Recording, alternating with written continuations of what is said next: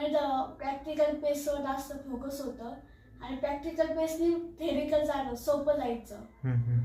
तो डिफरन्स होता. Yes, but तुम्ही 4 वर्षाचं समजा आता तुम्ही लास्ट इयरला आहात. 4 वर्षामध्ये तुम्ही जी डिग्री अचीव्ह करताय आता, तर 1 वर्षामधला आणि 4 वर्षामधला जो डिफरन्स आहे कम्प्युटरच्या नॉलेजचा, तर सगळ्यात जास्त पॉवरफुल झोन कोणता होता? 1 इयरचाच. 1 इयरचाच पॉवरफुल झोन होता. कारण का? कारण थिअरी आणि प्रॅक्टिकल. कारण आज मार्केटला जे नीड आहे ती स्किलची गरज आहे, बरोबर? तुमच्या एक्सपिरियन्सची गरज आहे. डिग्री तर मस्ट आहे, बट आता ए आय काय सांगतोय, डिग्रीपेक्षाही तुमच्याकडं स्किल महत्त्वाचं आहे. तर स्किल असेल तर निश्चित तुम्हाला असं वाटतं की गुरु कम्प्युटर एक नवीन एक स्टेप घेऊन खरंच एक मुलांना एक परफेक्ट ऑर्गनाईज करते असं वाटतं का? हो सर. असं त्याबद्दल तुमचं काय ओपिनियन आहे? म्हणजे तुम्ही काय अनुभव घेतला त्या रिलेटेड? ऑर्गनाइज हां, म्हणजे कशा पद्धतीने ट्रेनिंग दिली जाते?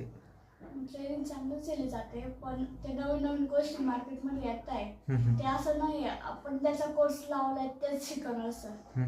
कायम ॲडव्हान्स नॉलेज देतात सर कायमच. Yes, okay. बरं, आणि बाकी काही मुलांना तुम्हाला मेसेज वगैरे द्यायचा आहे का? हो सर. ज्या नवीन ज्या बॅचेस येणार आहेत 2026मध्ये, तर त्यांच्यासाठी काय मेसेज देतात? त्यांनी कायम ते आज शिकवलं कायमच घरी जाऊन प्रॅक्टिस करावी. नसेल तर लॅपटॉप तर नाही का ते दिलं ते नेहमी लिहून घ्यावे आणि त्याची प्रॅक्टिस करावी. Discipline makes perfect. Oh yes, okay. Thank you madam. आणि विशेष करून मला सांगा की जो तुमचा हा जो प्रवास होता, जो की 1 इयरच्या कोर्समधला, की त्यामध्ये तुम्ही फोटोशॉपचं नॉलेज ट्रेनिंग मिळाली, प्रोग्रॅमिंगचं नॉलेज तुम्हाला मिळालं, जे चांगल्या पद्धतीने तुम्ही प्रोग्रॅमिंग वगैरे आता रन करू शकता. त्यानंतर ॲडव्हान्स टॅली प्राईमचं नॉलेज मिळालं, ॲडव्हान्स एक्सेलचं नॉलेज मिळालं, कम्प्युटर सॉफ्टवेअर आणि हार्डवेअरचं नॉलेज अचीव केलं. आणि विशेष करून कीबोर्डवरती तुमचं जे पहिल्या दिवसाचं जे स्पीड होतं त्याला स्पीड म्हणजे तुम्हाला चांगली गती मिळाली. आणि आता तुम्ही कॉन्फिडंटली तुमच्या येणाऱ्या करिअरमध्ये याचा यूज होईल असं तुम्हाला वाटतं का? हो सर, नक्कीच होईल.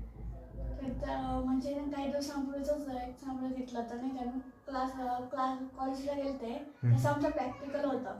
तर बाकीच्या मुलांचं स्पीड बघितलं होतं का त्यांना एक प्रोग्राम रन करायला 1 ते 2 तास लागत होता. पण मॅमने मला सांगितलं होतं मला त्यावेळेस फक्त 15 मिनिटच लागले तो प्रोग्राम रन करायला विदाउट एरर. Wow, excellent. मग आता याला श्रेय कुणाला देताल तुम्ही असं वाटतं? तुम्हाला सर.